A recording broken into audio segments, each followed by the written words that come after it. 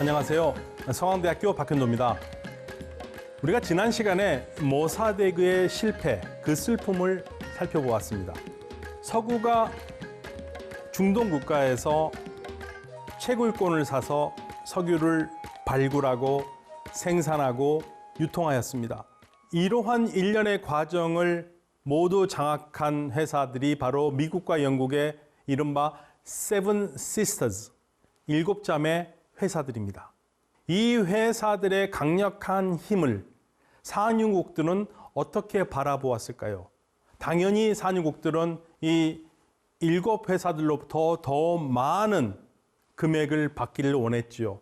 더 정당한 대우를 받기를 원했지요. 그런데 그게 쉽게 됐을까요? 그게 생각보다 쉽지 않았습니다. 세븐 시스터즈들이 좌지우지하던 시장에서 석유를 가지고 있던 나라들이 뭉치는 그러한 일이 벌어집니다. 산유국이여 단결하라. 오늘은 이러한 제목으로 산유국들이 어떻게 하나가 됐는지를 살펴보겠습니다.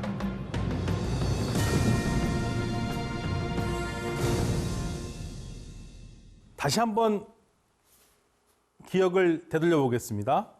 중동에서의 석유의 시작은 1908년 이란 마스제데 솔레이만입니다. 그리고 1927년에는 이라크 키르쿠크에서 바바 구르그 유전에서 최고의 유전이 발견됩니다. 그리고 1932년에는 영국의 보령이었던 바레인에서 미국 회사가 석유를 발굴합니다. 1938년에는 쿠웨이트 부르관에서 이번에는 영국 회사가 이 기회를 놓치지 않겠다면서 미국과 5대5로 합작 투자한 쿠웨이트 석유 회사를 세워서 석유를 발굴합니다. 그리고 1938년에는 사우디아라비아 담맘 7호정에서 사우디아라비아를 세계 최고의 석유 생산 국가로 만든 석유가 나옵니다. 바레인에서 석유를 발견한 미국 회사 소칼이 바레인에서 석유가 나오는데 사우디아라비아에서 석유가 안 나올 수가 없다라는 그 믿음으로 집요하게 공격해서 드디어 발굴한 곳입니다. 그리고 1939년에는 까타르 두칸에서 영국 석유 회사가 석유를 터뜨립니다. 1948년에는 미국 회사가 사우디아라비아에서 지금까지도 세계 단일 유전으로서는 세계 최대인 가와르 유전을 발굴합니다. 그리고 1953년에는 이라크 루마일라, 1956년에는 알제리의 에젤레, 1958년에는 아부다비의 샤이프, 1959년에는 리비아의 나세르, 1960년에는 두바이 파티에서 각각 유전이 발견돼서 석유를 생산하기 시작합니다. 이렇듯 중동 산유국에서는 엄청난 석유가 나오면서 중동의 중요성이 더욱더 전 세계 석유 시장에 부각됩니다.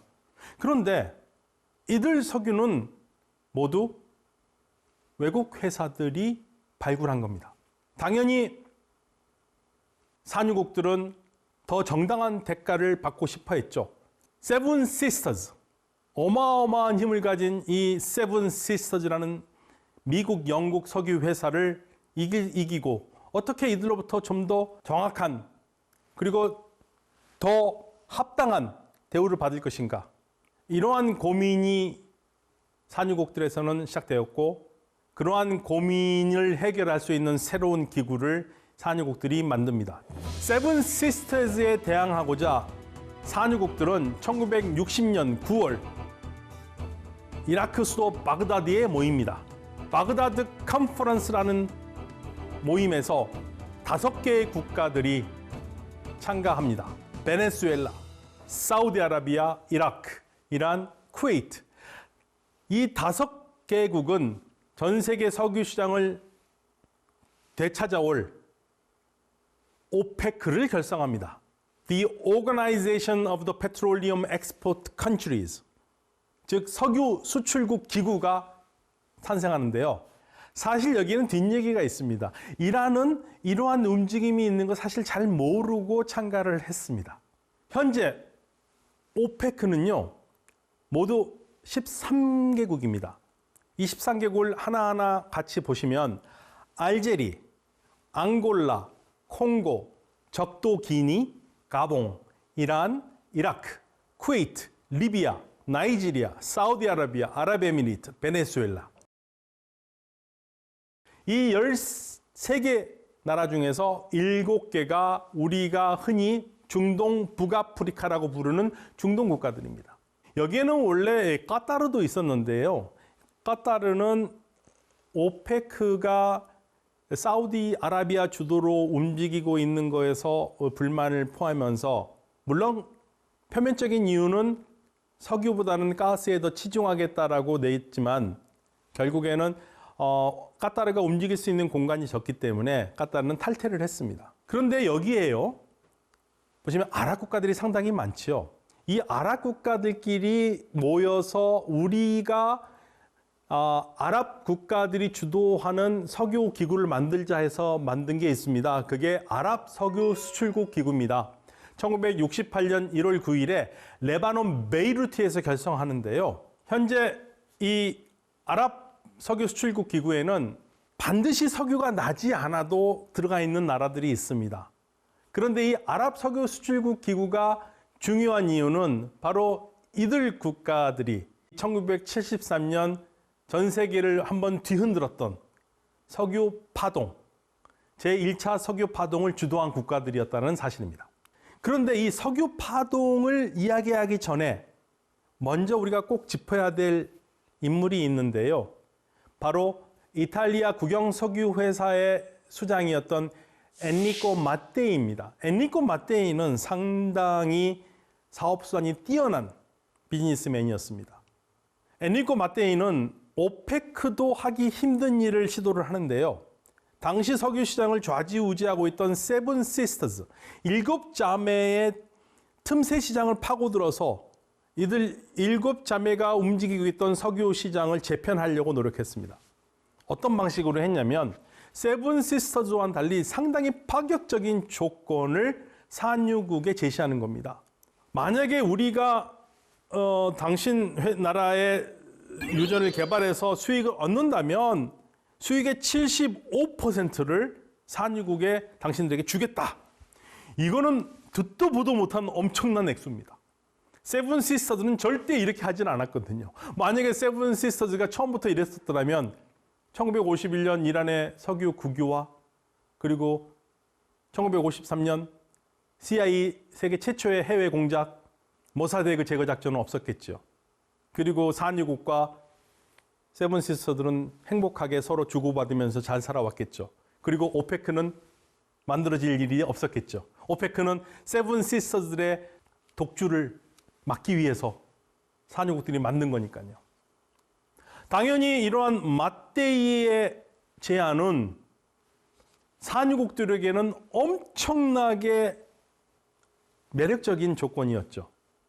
그래서 이러한 조건으로 이란 석유를 독점적으로 개발할 수 있는 권리를 획득하기도 합니다. 그렇다면 마테이가 얼마나 싫었겠습니까? 세븐 시스터즈 입장에서는요. 1962년 10월 27일에 엔리코 마테이가 비행기 사고로 사망합니다. 그러나 이 사건을 두고 여전히 이 죽음은 석연치 않은 죽음이라고 이야기를 많이 하죠. 이 뒤에는 분명히 7자매 회사가 관련이 돼 있을 것이라고 얘기를 많이 하고 있습니다. 그만큼 세계 석유 시장은 7자매 회사가 좌지우지하고 있었던 거죠.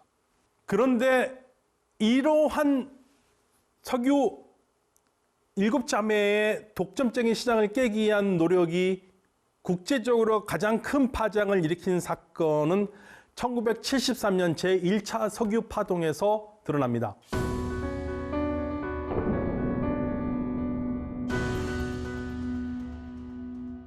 제1차 석유 파동의 기본적인 원인은요, 제4차 아랍 이스라엘 전쟁입니다. 3차, 우리가 흔히 6.1 전쟁이라고 잘 알고 있는 1967년 제3차 아랍 이스라엘 전쟁에서 아랍군은 이스라엘의 기습작전에 속수무책 당합니다. 그래서 이스라엘은 시리아로부터는 골란고원, 요르단으로부터는 동예루살렘, 이집트로부터는 시나이 반도를 빼앗습니다. 평화협정을 맺기 전에는 돌려주지 않겠다라는 게 이스라엘의 기본 입장이었고, 특히 이집트는 시나이 반도를 찾기를 원했습니다. 그도 그럴 것이 시나이 반도가 바로 수에즈운하 옆에 있는 지형인데요. 만약에 강북 쪽에 나라가 있고 강남 쪽에 나라가 있는데 강남을 이스라엘이 완전히 장악하고 있다면 한강의 강남 지역은 강북 지역 사람이 보기에는 굉장히 불편한 곳입니다. 그쪽부터 이스라엘이 갖고 있다면 이집트로서는 이 수에즈 운하를 마음 편하게 운행할 수가 없는 거죠. 그래서 이집트는 계속적으로 이스라엘의 시나이 반도를 돌려주라고 요청을 했겠죠. 그런데 그것도 다 돌려주자는 것보다도 어느 정도까지는 물러나라는 게 이집트의 입장이었지만 이스라엘은 꿈쩍하지 않았습니다. 이집트가 이 수에즈 운하 쪽의 땅을 찾아오기 위해서는 할 수 있는 방법은 딱 한 가지밖에 없었죠. 전쟁밖에 없었습니다. 결국에는 당시 사다트 대통령은 전쟁을 결심을 했고, 전쟁을 결심한 상태에서 사우디아라비아 국왕을 만납니다. 그래서 국왕에 도움을 요청했고, 국왕은 전쟁이 나면은 이스라엘을 지지하는 국가에게는 석유를 팔지 않아서 이집트를 돕겠다. 즉 석유를 가지고 이집트를 돕겠다라는 약속을 합니다. 그러면서 제4차 아랍 이스라엘 전쟁이 이집트의 기습으로 시작합니다. 처음에 정권은 대단했죠. 아랍군들의 승리가 보였습니다. 그러나 시간이 지날수록 이스라엘이 다시 전열을 정비하고, 그리고 미국이 무기를 공수하면서 상황은 바뀌기 시작하죠. 이때 미국이 이스라엘을 돕기 시작한 그 시점에서 아랍 산유국들은 똘똘 뭉쳐서 생산량을 감소하고, 그리고 미국과 친이스라엘 국가들에게 석유를 판매를 금지하기 시작합니다. 그러면서 1973년 10월부터 제1차 석유 파동이 발생한 겁니다. 전 세계 석유 시장은 완전히 패닉 상태가 됩니다. 배럴당 3달러였던 석유가 12달러까지 치솟습니다. 4배까지 치솟는 그러한 석유 유가를 이겨낼 수 있는 나라는 아무도 없었죠. 바로 아랍 산유국들이 단결해서 일어난 일이었는데요. 이때의 충격은 어마어마했습니다. 사실은 더 끌 수도 있었을 겁니다. 그러나 미국 쪽에서 강력하게 사우디아라비아에 압력을 가하기 시작했습니다. 그 압력에는 만일 석유를 가지고 계속적으로 이렇게 세계 시장을 교란하고 미국을 힘들게 한다면 사우디를 무력으로 점령할 수도 있다라는 그러한 이야기까지 나올 정도로 미국의 사우디 압박은 엄청났고요. 결국에는 74년 3월에 미국에 대해서 풀면서 실질적으로 약 5개월간에 걸친 석유 파동이 마무리됩니다. 그러나 이 5개월간에 걸친 석유 파동은 상당히 오랫동안 석유 시장을 흔들었고 세계 경제를 요동치게 만들었습니다. 우리나라도 이 영향을 엄청 받았죠. 이러한 석유 파동이 나오자 미국은 사우디아라비아와 협정을 맺어서 앞으로 모든 석유는 달러로만 결제를 한다는 페트로달러 협약을 맺습니다. 그래서 이때부터 전 세계 시장에서 석유는 달러로만 거래되고, 그러면서 미국은 좀 더 확고하게 달러를 세계 기축통화로서 완전히 굳히는 그러한 기회를 맞게 된 거죠. 그리고 제2차 석유 파동은 1979년에 이란 혁명 때 발생합니다. 이때는 오페크가 또는 오아페크가 참가해서 석유를 수출을 막는 게 아니라 이란 석유 노동자들이 왕정의 폭정에 항거하면서 파업을 하면서 이란에서 나오는 석유가 중단되었고, 그러면서 전 세계 석유 시장을 흔들어 놓은 거죠. 그래서 2차 석유 파동은 1차와는 다르소 성격을 달리합니다. 그렇지만 석유가 얼만큼 전 세계를 움직이고 전 세계를 웃고 울게 할 수 있는 중요한 자산인지를 확인한 거죠. 산유국들의 힘이 드러나면서 오페크가 어떠한 중요한 역할을 할 수 있다는 것을 보여주게 된 겁니다. 1960년 5나라로 시작한 오페크. 이 오페크가 오늘날 전 세계 석유 시장을 좌지우지하는 데는 바로 이러한 역사가 숨어 있습니다. 그렇다면 1973년 제1차 석유 파동에서 가장 큰 피해를 본 산유국은 어디일까요? 아마 여러분 깜짝 놀라실 겁니다. 아니, 산유국이 왜 피해를 보지요? 경제적 피해도 있겠지만 정치적으로 나라가 완전히 무너져 버린 나라가 있습니다. 바로 이란입니다.